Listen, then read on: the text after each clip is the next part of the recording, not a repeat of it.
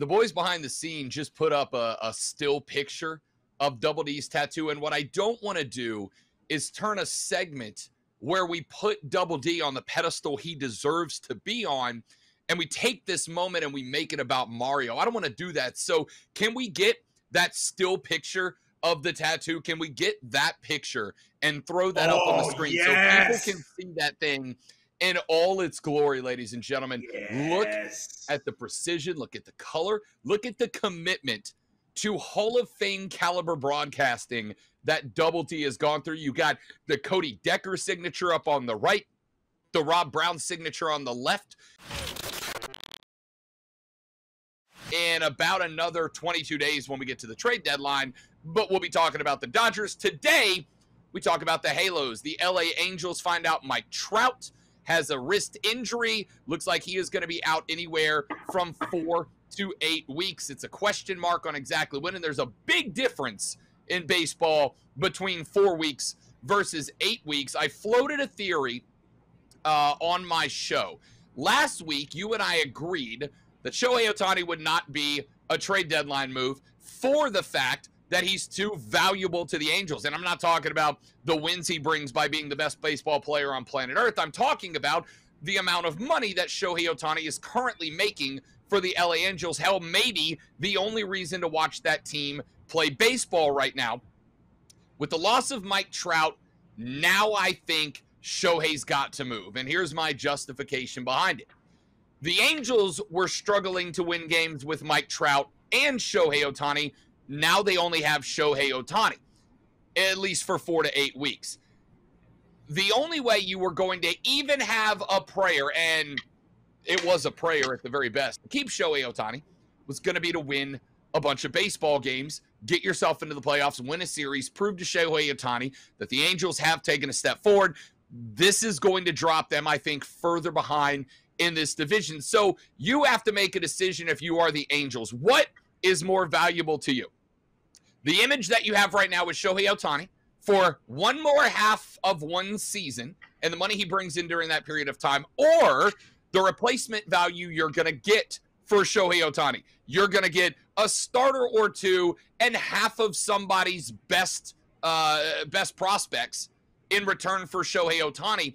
And I think without Mike Trout available for 4 to 8 weeks, Cody Decker, the return value you get for Shohei Ohtani is ultimately greater than the, I guess, profit you're going to get for keeping him for one half of one baseball season that you're not going to make it into the playoffs at this point.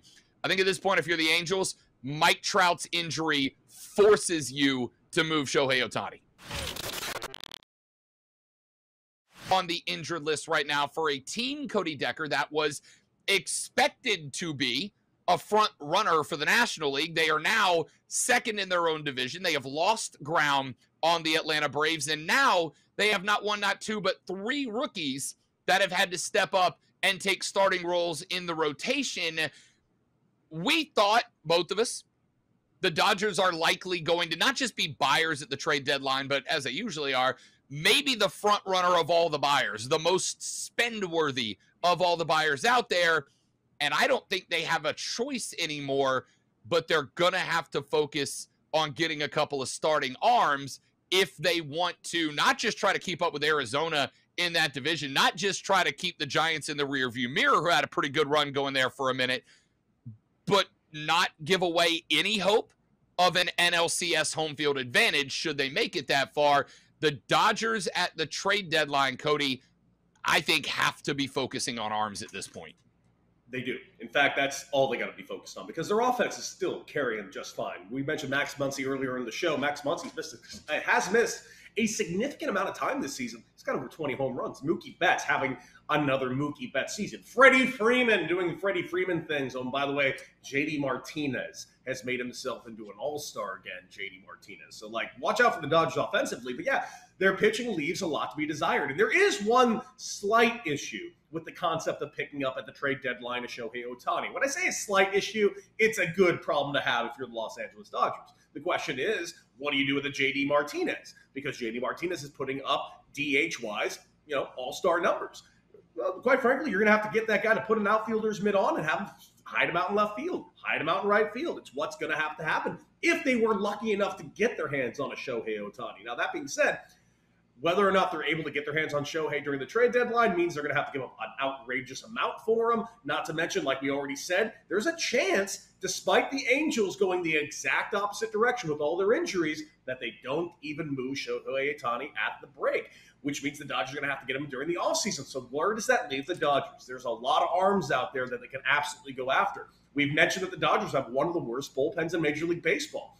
There are a couple of teams that we know are going to be sellers. For instance, the Cardinals. They're a team that honestly right now have enough good players that can bring in a pretty decent haul. There are pitchers there. Jordan Hicks comes to mind as a guy that the Dodgers can easily go after.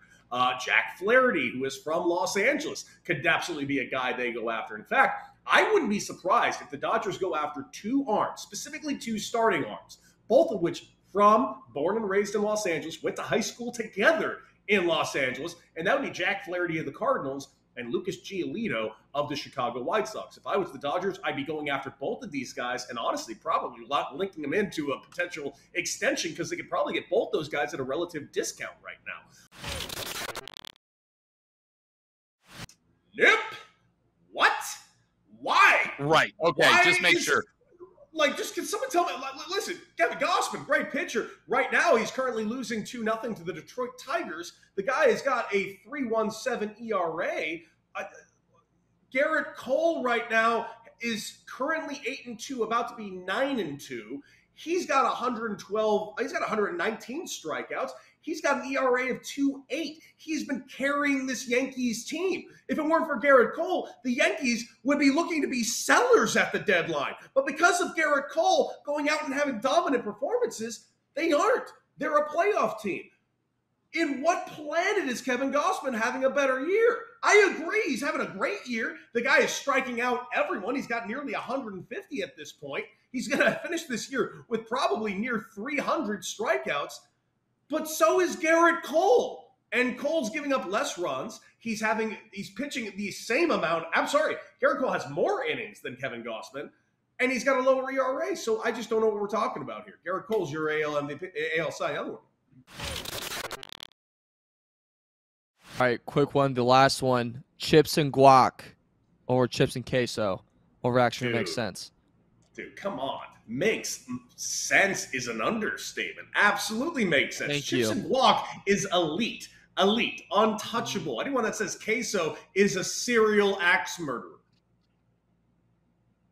Queso. Grow up. And then more queso. And then pour queso on top of the queso. It's queso, and it's not close, my man. You are a child. You are a child. Avocados, like an adult. Spice that bad boy up. Yes. Get some. Oh, let's go. It's how when sophisticated adults, they have wine and avocado No, they have wine and cheese parties because cheese is GOAT tier. We don't have wine and melted cheese parties. We don't have I didn't say you have wine and cheese. I did not say you have wine and melted cheese. I said you have wine and cheese because cheese is a GOAT level snack. And the only way it's a different level of cheese. That is a different cheese. And the cheese remains a GOAT tier snack. You have to go. I am fighting you right now. No, that's insane. No. You're comparing like a fine Gouda and goat cheese on a charcuterie board to queso on nachos? I'm saying that is like me comparing lobster and Skittles. All cheese is goat cheese. Avocados are one of the most overrated foods in the game right now. I can't with you. I can't even. I'm looking at you, and I can't believe you're real right now. I feel like I'm that girl getting taken off the plane. Yelling, "You back there! You're not real."